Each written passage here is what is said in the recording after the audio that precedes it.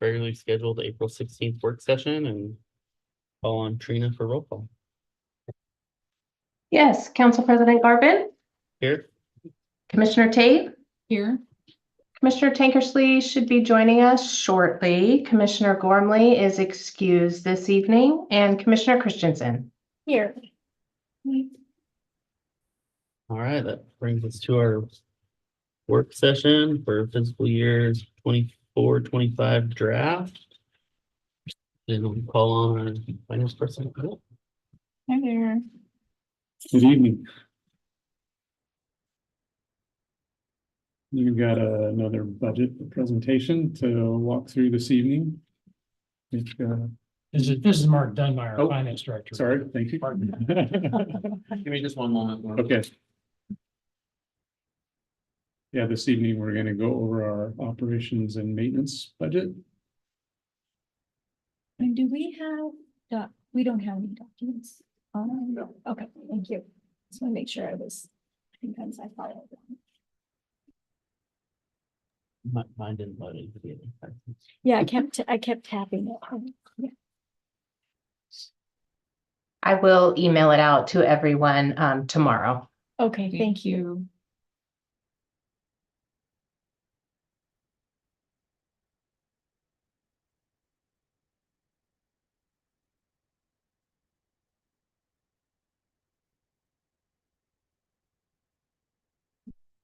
Okay. Alrighty, so our timeline, we're getting close to presenting the draft budget. That'll be next month. So what we'll see this evening is some of those budget amounts, but in summary format. And we'll just kind of walk through that. So as part of our budget development, we certainly our core values are part of that. It's really part of everything we do at Water and Light. And we'll talk about that a little bit as we go through. This next slide is kind of interesting. We at Water and Light report our finances and account for them in two ways. We use departmental reporting and reporting that is derived through or by the Federal Energy Regulatory Commission, FERC accounting. And you can see the different categories of costs and how they're grouped differently. So we've used FERC for many, many years, and we use that because the Energy Regulatory Commission, all electric utilities report to the federal government. And in order for that reporting to be consistent, the reporting is done by organizational outputs, kind of like what the utility, what the activities are of the electric utility. That makes all the electric companies around the country comparable. If they were done by organizational structure, it wouldn't be comparable. But in fiscal year 2021, we implemented departmental reporting, and that's really to help us internally be able to deliver on that value that we have of fiscal responsibility.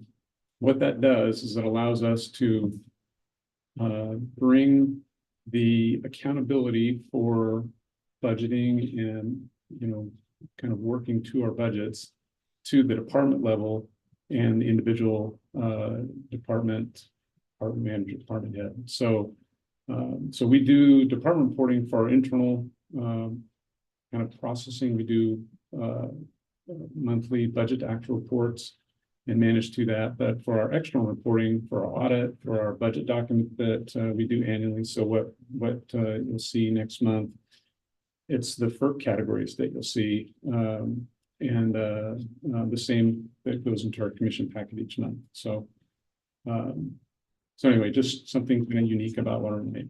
So this is kind of interesting to look at our costs grouped by kind of type. And the thing that really jumps out when you compare the two budgets is the power and transmission costs in the light division, how it just takes up 2/3 of the budget and really compresses the other costs versus the water division, labor is virtually half the budget. So, and then you can see the difference in the sizes of the budget too at the bottom, 47 million versus 8. So, if you take the supply costs out, the purchase power, transmission, and on the water side, the supply and treatment, if you take that out, the budgets begin to look much more comparable. Labor becomes the largest expense, and you see their depreciation is significant in them both as well. Also, when you do that, the light division budget, it's about double the water division budget. So,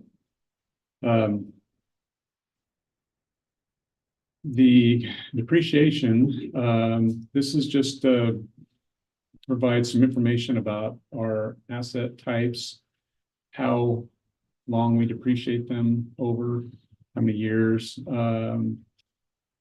Composite method is really straight line. It's just a different, it's a kind of a unique form of straight line depreciation.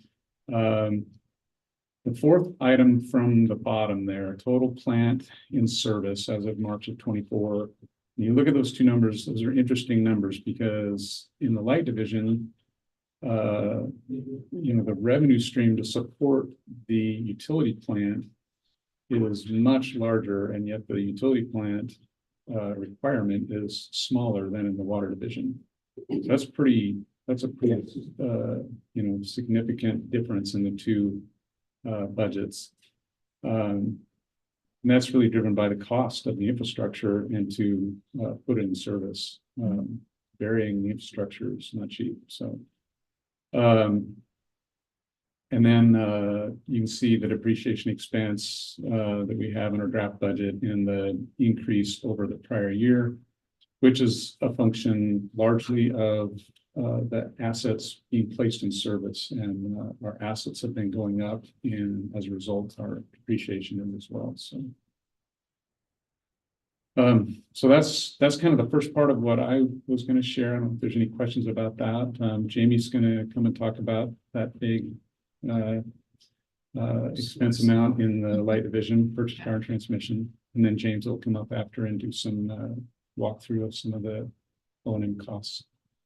Yeah, it's really helpful to see it broken down like this. And, yeah, I really appreciate the detail there. So, Right. thank you.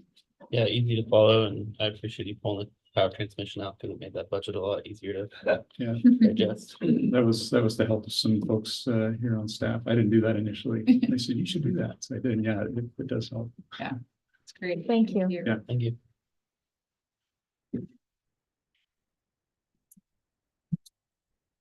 Hi. Good, how are you? Hey, good evening. Jamie Phillips, Power Resource Manager.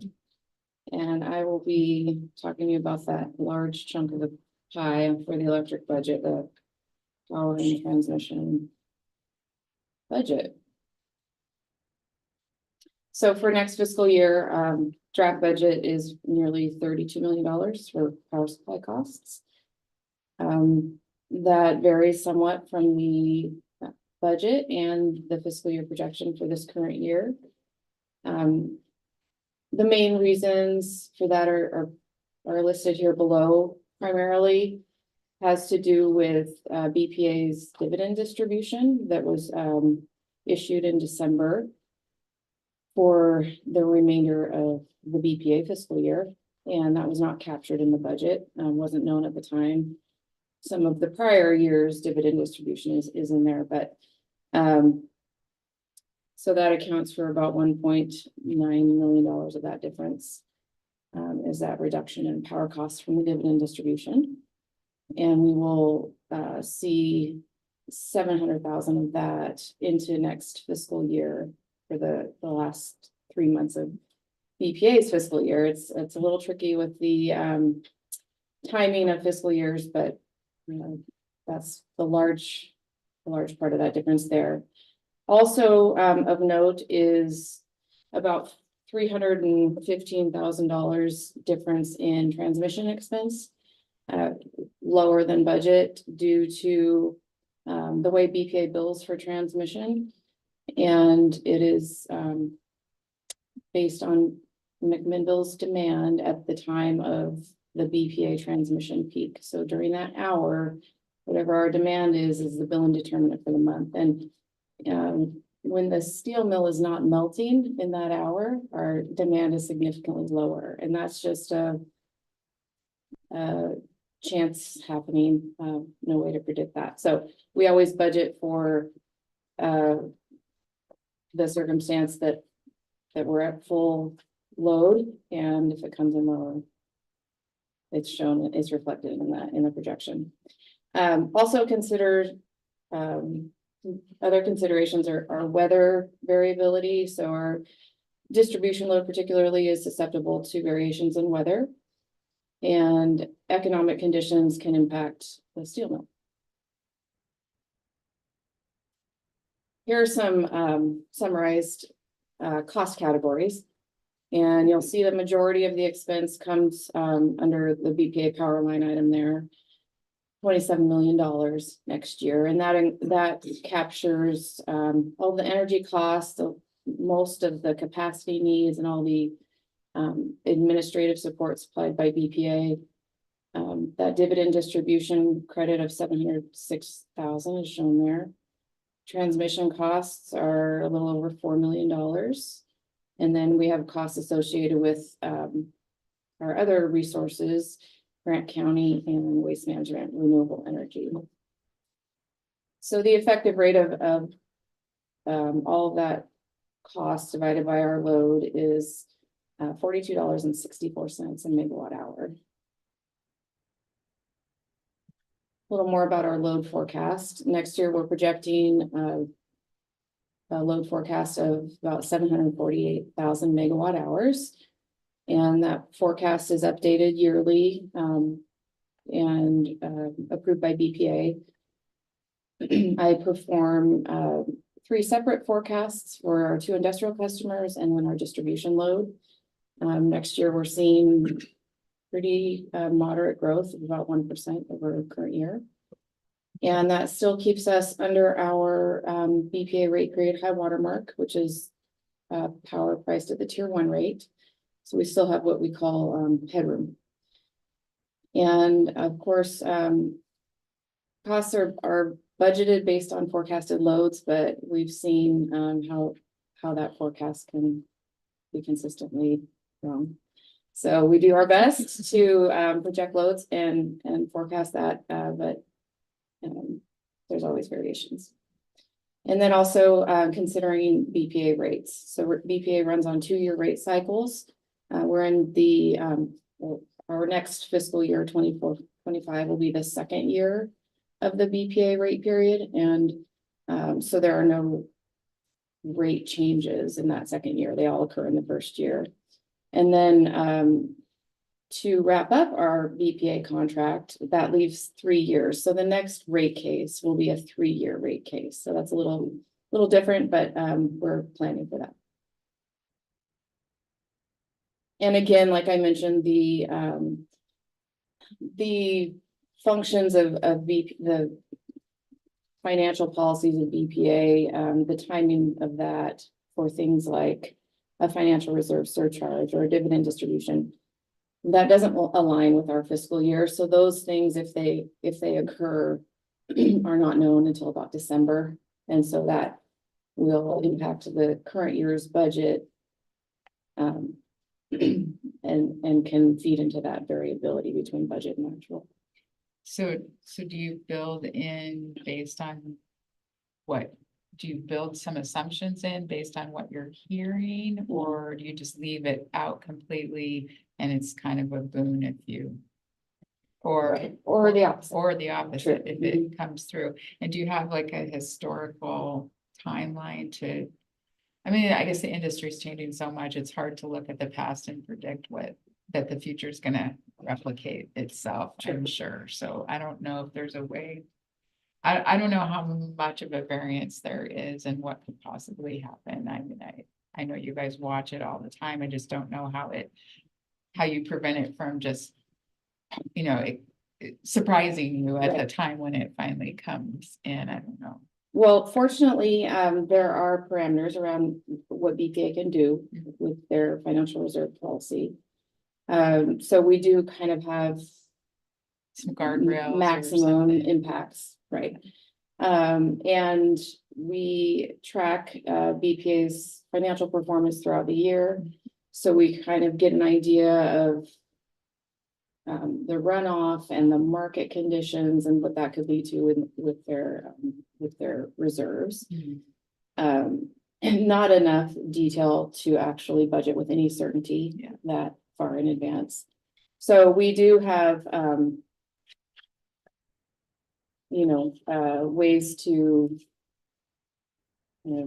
track those things, but not necessarily budget. for So them. as soon as you can give some sort of a flag that things might be coming a certain direction, then Mhm. we can look at budget adjustment at that time to see where that takes us. Mhm. Is this an okay time to ask questions? Sorry. Yeah. I'm always curious about Cascade because they seem to have, there's so much volatility around what could happen with them and how they affect things. So like when you say you do forecasting with them, like you have a contact over there and you have regular communications about what their Yes. forecasts are for them and how that is how you get that information factored in. Mhm. And is there any kind of like in our agreements with them, is there any like notification periods or things like if they're gonna shut down unexpectedly? Mhm. And is there any kind of insurance that we have, like if something went terribly off the rails that we wouldn't take? I don't know. Oh, I mean, Can interject there. So Yeah. like when their melt shop went down because they had that fire, Mhm. what happened with the power rates? Yeah. Because obviously their load shrunk quite a bit. So our contract with Cascade Steel is a pass-through of power cost. And so, and that works both ways. So if they're not running, their power costs are obviously lower. So we're able to, when we get the bill from BPA for power, I am able to parse that out to Cascade and Airgas and the distribution customers based on actual use of the system and with the very same billing determinants that BPA uses for us. So their power costs are passed through. We do have some assurances in our agreement for payment, and we collect a distribution charge to cover our overhead. We also have a minimum bill calculation that we can implement. And as far as BPA goes, if that load isn't there, then we don't pay for the. yeah, I Yeah. forget that while it shows up, it doesn't directly affect So our. we have a parental guarantee in our contract with Cascade, if Mhm. they've defaulted or something. Mhm. And then we actually collect a risk premium in our. In the Airgas. distribution, for Airgas, yeah. Yeah. And they pay distribution regardless of is that separate Yes. from use, right? I Mhm. know I've asked a lot of these questions Yeah. before, it's just that Yeah, I don't have to memorize. yeah, that distribution charge is the minimum. Yeah. Essentially. Okay. And like Grant County costs that you showed a couple slides ago, what's going on in Grant County? Why Grant is it so County. cheap? Yeah. So, and that actually is a good segue into my next slide. Oh, well, Oh, there we go. quite this one, but so Grant County is that investment is in two dams, the Priest Rapids Dam, the Wanapum Dam, that Water and Light and took part or was in the 50s. They were built in the 50s, and we've purchased output from the beginning. And those that's our lowest cost resource. So it's hydropower. And that is managed by BPA. So we kind of assign that to BPA. They manage the transmission and the scheduling and all of that for that resource. So it's wish we had more of that. So we're like a fractional owner of that dam then? Yes, so we get a percentage of the output every month. And then we also get shaping based on actual versus forecasted generation. So that's all rolled into that 580. And then BPA is contracted to adjust the water flows to whatever they need. So they're they're owned by Grant County, but they're in the BPA balancing authority, and so BPA manages for us that, The variability in the output. yeah, they shape that for us and they manage that transmission. Okay. So we don't have, and the scheduling of that resource, so we don't need to worry about that. When you say it's We the do. lowest rate, sorry, Mhm. when you say it's the lowest rate, it's the lowest amount that we pay or the lowest rate per megawatt? So it is, I can jump ahead here. Let's see. Okay, I'm sorry, we should just let you. Well, I'll touch on this briefly and then we'll move on to resource costs, Yeah. because that's great questions. So just to capture the resources that serve our load, the majority of which is from BPA, that's 722,000 megawatt hours next year. All at the tier 1 price, and that's hydro, nuclear, and a small portion of market purchase. And then there's the Grant County resource of 25,000 megawatt hours, all hydro. And waste management renewable energy is the landfill gas plant at Riverbend. And it's projected to generate 28,000 megawatt hours next fiscal year, which we don't currently need to serve our load. So BPA remarkets that energy on our behalf and credits us for that. So here's some power cost breakdown by resource. And Grant County's there in the middle, and you can see that 580,000, I think I have a pointer right there. So the energy is that 831 is based on planned energy. And so we pay a fixed amount every month for planned energy. And then there's this secondary crediting service and the variance, and that is the the money that we pay or receive from BPA to kind of handle that resource for us. So the 18,000 is the fixed portion of that, and the 269 is the projected credit due to actual generation being higher than planned for next year. So as you can see, the all-in on that resource is 2250 megawatt hour as compared to BPA at 42 and waste management at 82 before the remarketing, which is currently $57. So net cost of 24.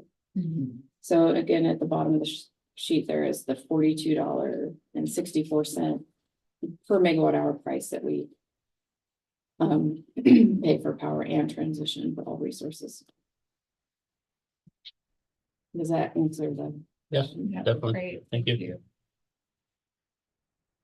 That is what I have for you. That's great. Thank you. Thank you. Thank you.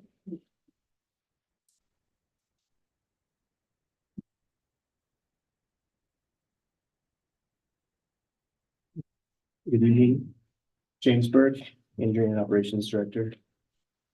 We'll be talking about operations and maintenance tonight.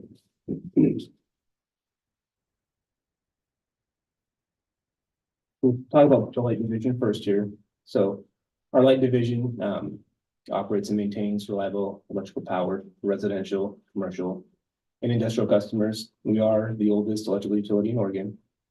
Looking at the budget here, you can see in the operations side, we have 47.1 million compared to our capital, which is 7.2 million. So big difference there, obviously.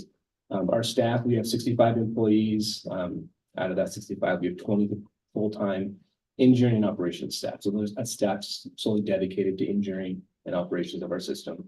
And we have support staff of 17.9. That's split between water and electric. Down below, so Ms. Phillips talked about the power and transmission section there. Mark's talked about depreciation. I'm gonna be looking at the labor side, which supports the operations and maintenance. So we won't go into detail on the labor, but just know that labor section there really supports a lot of the operations and maintenance pieces there. So that's that green piece of the pie chart there. Looking at it on a little bit closer lens, is comprised of tree trimming, which is $900,000. Professional services and contracts, which is $371,000. Property insurance, $310,000, and others. So that's that piece of pie that we'll be talking about this evening. This is some of the key elements of that. So tree trimming, which kind of falls under that reliability, also falls under what our wildfire mitigation plan as well. So that's $900,000. That's one on an annual basis. We have consultants, professional services for $371,000. That's engineering support. It also entails billing services, legal, auditing, and other consultant tasks that we have there. I'm not going to talk about all of them. If you have questions on this, let me know. Substation maintenance is obviously for the substations that we have. That could include transformer testing, testing the oil, and other things around our substations. We have underground maintenance, which is for cable repairs, transformers. A big item that we have, maybe not dollar wise, but definitely important, is our safety expenses for PPE.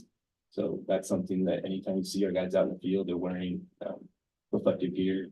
They have the hard hats on, most of my composite toe boots. And also that goes for equipment or tools they have for safety as well. We can then go down a little bit further in there. We have rental equipment and What are you renting? it depends on the division. For electrical, it's basically equipment. So we go ahead and rented a larger digger derrick or a larger bucket truck that we needed when the phone broke down. We've rented manless before, bobcats, brushers for cleaning up brush, those kinds of things. On the tree trimming, is that including that extra tree trimming you talked about at our last council meeting? So 1.5 crews. Essentially. And I think we've seen the result of that because we've had much fewer outages over the last 1.5, 2 years. So it has benefited. So that crew has been in place for a little bit. Remember when we brought in the second crew, Gene, was it the year before last? Yes. And then they're doing line clearance from the watershed all the way down in town, or just in town proper, basically? It's just our electric facility, so not the watershed. Yeah, That's done by, the treatment plant actually does some brushing too, don't they, Ryan? They use our equipment for doing the brushing loss, primarily along roads.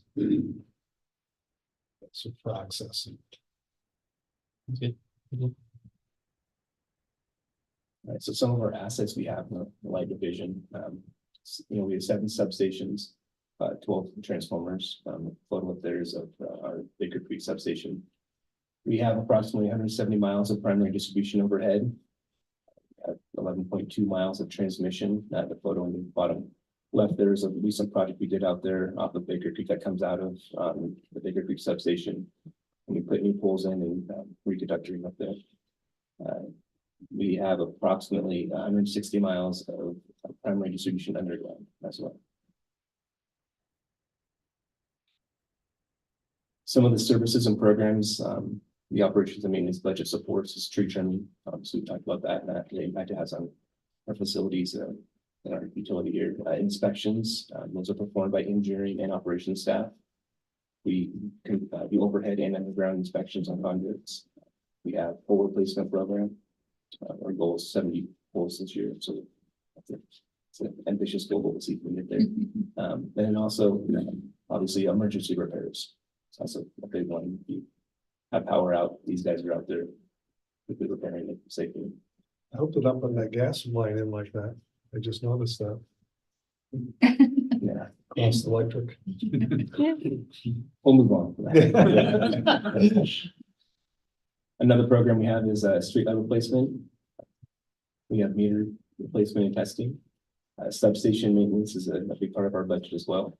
And then education and outreach. Just recently, we went out to the Mac Fire Department and did some outreach to them. That was a success. And then safety and PPE. So the picture up here on the right-hand side is over on Bertano Lane. That's a recent photo. They're out there putting some poles in this photo here. You can see they have a new pole getting installed, the digger holding the pole, and the guys are lit up there with their safety gear on, have some buckets down there with gravel. And they're currently working on that project, so they're out there in that area of town. Move on to the water side. Do you have any questions on electrical? All right, moving on to the water division, operates and maintains the water treatment plant, watershed, water distribution system for clean, safe drinking water. The source is McGuire. I put Haskins Reservoir, but it's actually Link Reservoir. We've been calling it Haskins for a while, but it's Walter Link Reservoir. Located in the coastal range, north of McMinnville. The budget, as Mark mentioned earlier, is probably a bit smaller than electrical budget, but the operation is 8.2 million, capital 7.6. Out of the 65 staff we have 15 full-time engineering operations staff dedicated to the water side. That's treatment, distribution, and engineering. Our support staff is 11.9, split between the two divisions. You can look at the pie chart down below there. Labor is about 50% of the operations budget there, which is supporting the operations maintenance side, which is 1.9 million. Focusing on that, the yellow operations and maintenance side, we get into a little bit closer view of what we're looking at there. Property insurance, supply of water treatment plant maintenance, the city water elimination charge there. We have the professional service and consulting section, utility expenses, distribution system maintenance, computer hardware, and then we have that other section that we'll talk about in the next slide. All right, so some of the key elements, kind of similar to the electrical side, but just a different discipline. Property insurance is a big portion for our infrastructure for the water side. There's a lot of pipe on the ground with the treatment plant up there, so we definitely want that insured. Dams. What's that? Dams. No. It's a big piece of that. We have a water supply and treatment plant maintenance budget there. Kind of working through their computer software. It's for computers, software, SCADA, those kind of things. Buildings and grounds is for maintaining the structures. That also includes the structure down here. We have an HVAC system where we do for that's where that comes from. And it's not capital, not replacing it, but we're just maintaining it or doing the maintenance on it. Safety expenses and PPE, again, that's 33,000. That's an important budget item we have there for our staff. Customer assistance and outreach. See us around town. We're at all the events, whether it's a high school event or it's a farmers market, or we did Alien Days, a number of other ones that we go to, fire department. We have rental equipment there as well. Any questions on this? Okay. That's good. All right. So our assets, water treatment plants, 22 million gallon capacity. That's a very large asset we have. We have 2 reservoirs, 3.5 billion gallons of capacity. We have 4 service reservoirs, 22.7 million gallons of storage. That's very good for a city our size for storage. And then we have a little over 6,000 acres of watershed.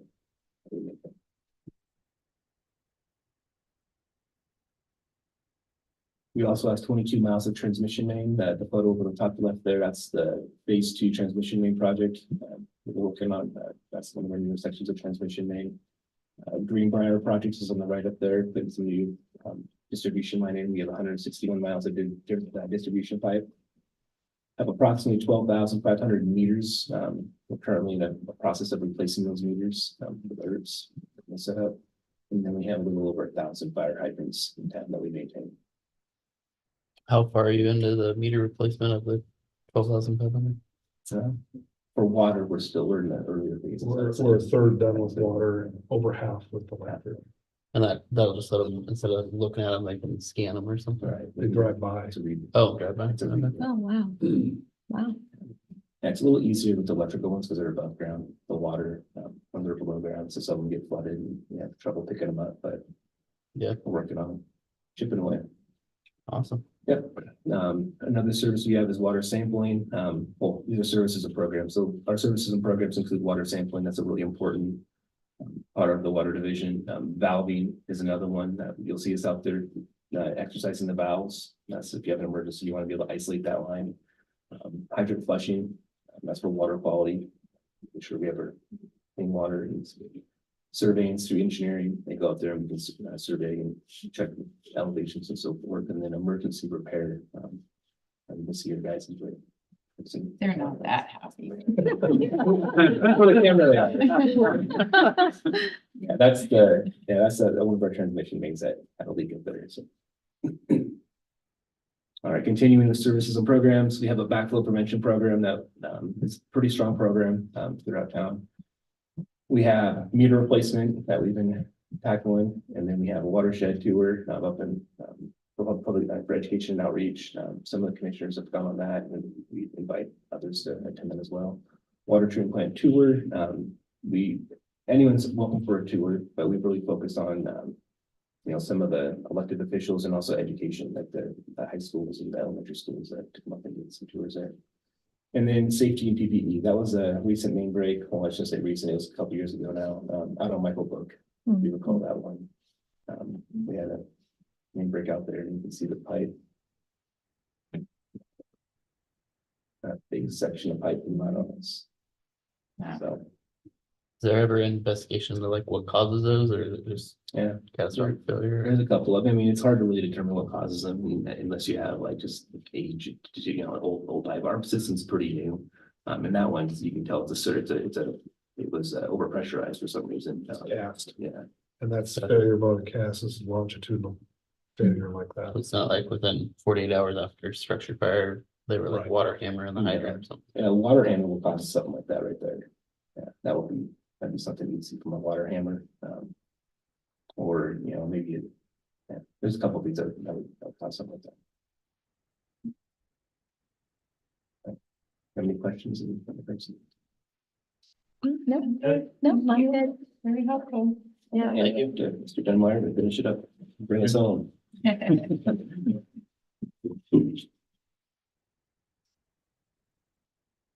All right, so we wanted to show some summary budget information for both the light and the water divisions.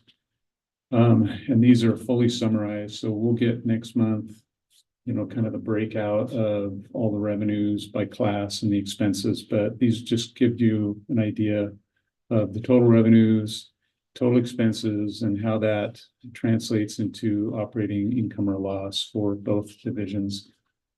So you can see it's organized to the left, fiscal year 23-24, and the highlight is on our estimated actual costs. That's what we think we're going to be at the end of this fiscal year. And then we use that in our plans for next year to help us budget for the fiscal year 24-25 that you see on the right. So looking at 23-24, the net income is just over 2 million, and that's driven by the reserve distribution clause BPA funds that we received through credits to our expenses. So that's why you see the expenses being very low under budget, compared, 41 million versus a $43 million budget. And the same with the revenues, because those credits reduce the revenue that we receive from the industrial customers. Since they're passed through, the costs are lower, the revenues are also lower. So, but anyway, that's where that big income amount is coming from.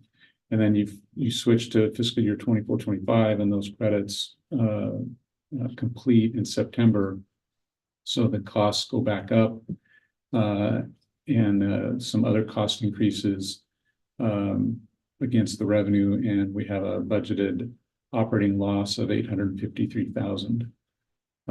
So for illustrative purposes, we don't put it in the budget this way, but just for illustration, we went ahead and put in the 2.75% rate increase that's in the rate track that was done when we did our last cost of service. And if that was applied, then you can see what that does. That makes an increase in the revenue, small increase in the expense from the payment mode tax from the extra revenue, which results in getting us pretty close to break even. So, and then you can see on the slide, there's kind of a long list of expenses and things that are driving costs. So any questions about that one? Nope. Okay. No. And then looking at the water division, same format. In fiscal year 23-24, our revenues are coming in significantly better than we budgeted. And that was driven by this summer weather. There's often a lot of variability in our forecasts related to weather in the water division. And this year we experienced better revenues as a result. We also are anticipating that our costs are going to come in above budget a little bit, 159,000. And that's driven in large part by the depreciation expense increase that I mentioned earlier, and also some work order allocation changes. And so anyway, that's ends up netting out around just over 100,000 operating loss, significantly better than we had budgeted at the 567,000 loss. Flip to next year, 24-25, and revenues, we don't project any kind of we didn't put a weather variable in the budget estimate. We simply used our fiscal year 23-24 estimate and then did a small increase for growth, 0.5%. So revenues are basically flat, and then you look at the expenses, and the expenses, the big driver there is labor, an 8.7% increase, and then other costs as well that are kind of listed there. So, and again, for illustrative purposes, to see what it would take to get us to close to break even, a 9% increase, very significant compared to what we've done historically. Don't ask the question. Oh, yeah. I don't know if he knows somebody's called on him. Tom, can you unmute and ask your question? Thank you. Sorry about that. So Mark, you were just touching on it. We haven't heard anything about a 9% increase before, have we? No. And what's different now than was when we looked at last year's rate increase? So when we did the discussion last July, I believe it was, and we talked with our rate consultant, and ultimately ended up with a 3.5% rate increase as a result of that discussion. The costs that we have in this budget weren't part of that discussion. That 3.5% was addressing the previous budget and what we needed to do to address things for the previous budget. But Mark, I didn't we talk about what we thought the rate increase would be in subsequent years as well? We knew that we were going to do a cost of service for this year, which we're engaged in now. So that's all that I had looked at that time. Okay, so last year we didn't look ahead. We just looked at that year. Right. And said we do a cost. Yeah. And I think that's when we realized that, we were needed to shorten our cost of service analysis for water, because there was, the variables were fairly great, and we needed to bring that closer in so we could, respond in a more timely fashion to these changes that we were seeing. And so I think we're going to see that that cost analysis, Trina, is it in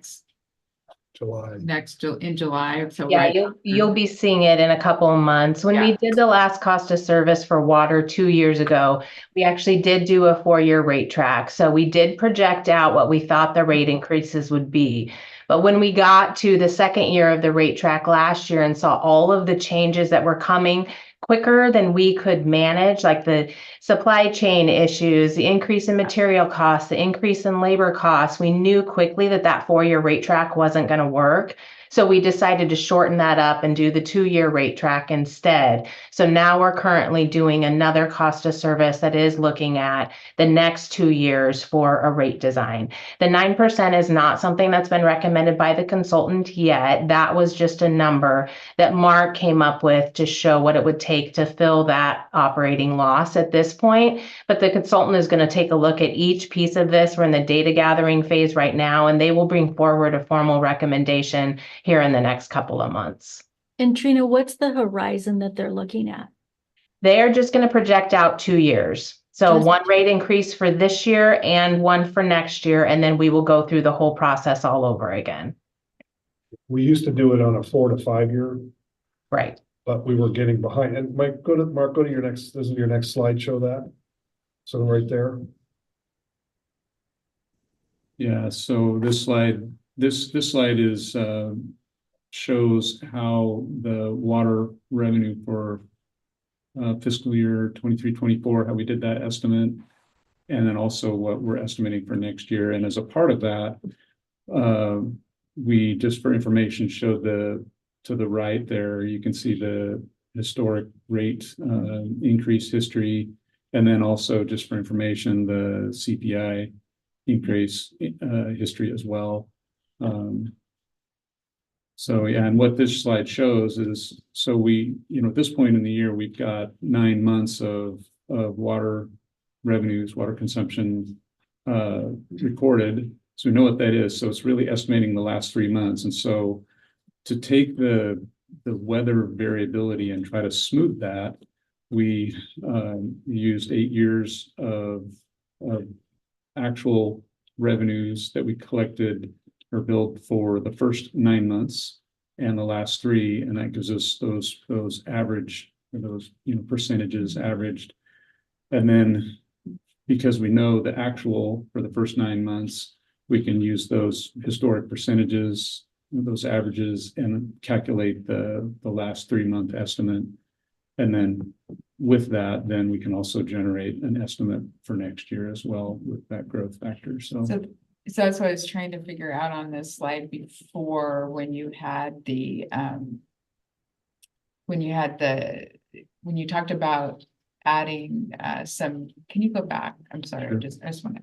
So when you looked at the actual for 23-24, that 7.5 million in revenues, and you said that was like, it's almost what, $700,000 or $617,000 higher because we had unexpected warmer weather, right? Right. And so then you said for this 24-25, you've taken that $7.5 million number from last year and you've added some growth onto that, right? 0.5%. 0.5%.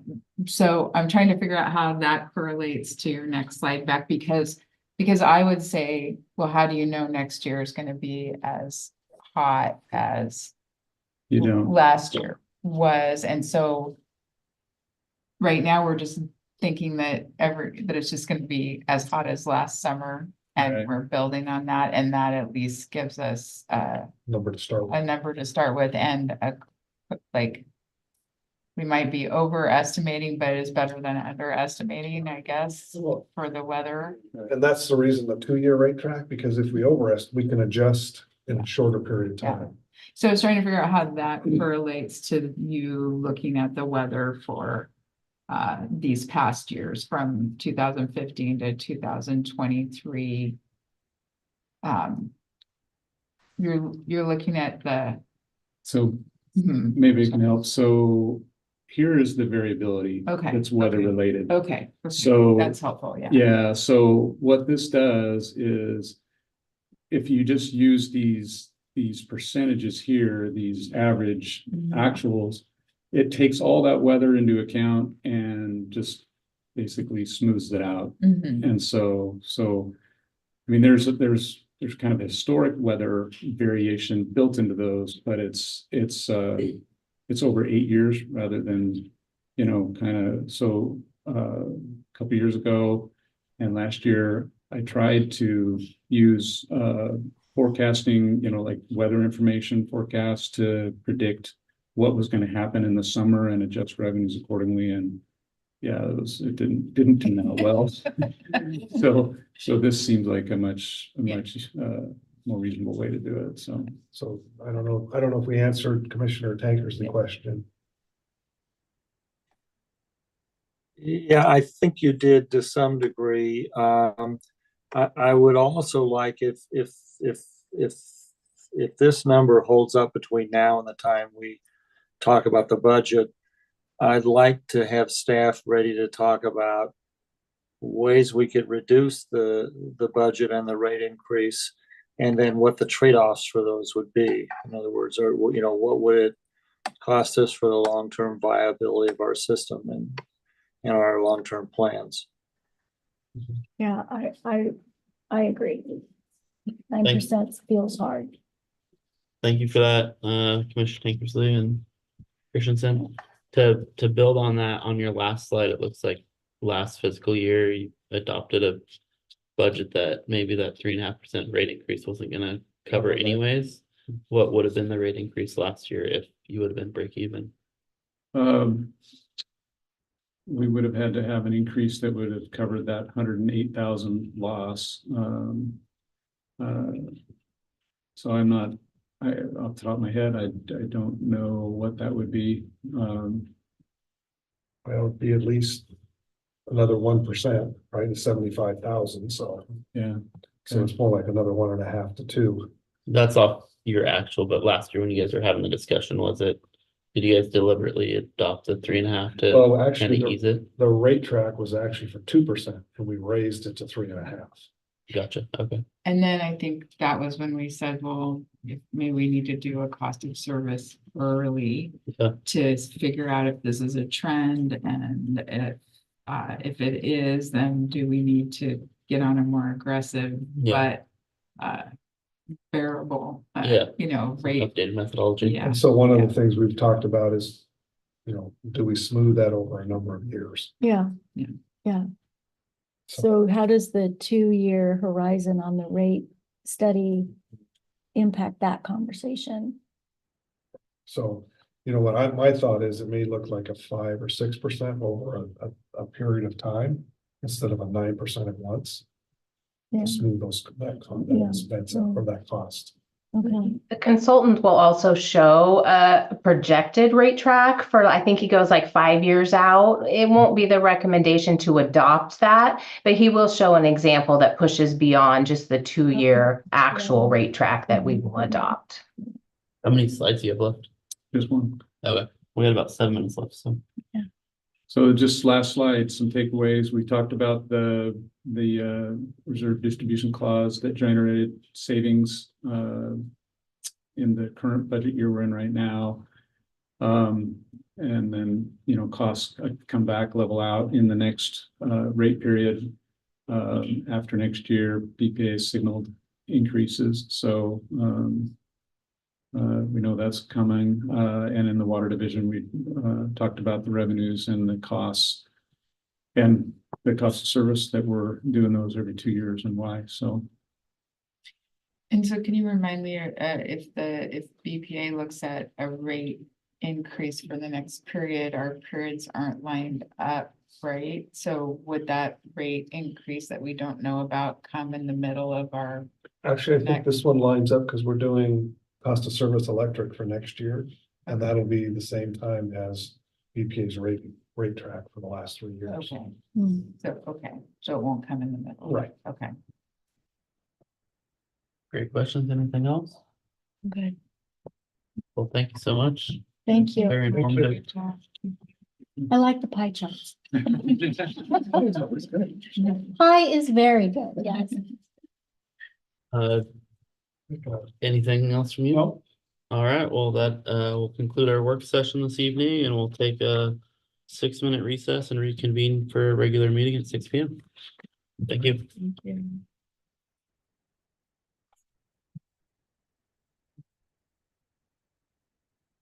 What's for dinner? What'd you make?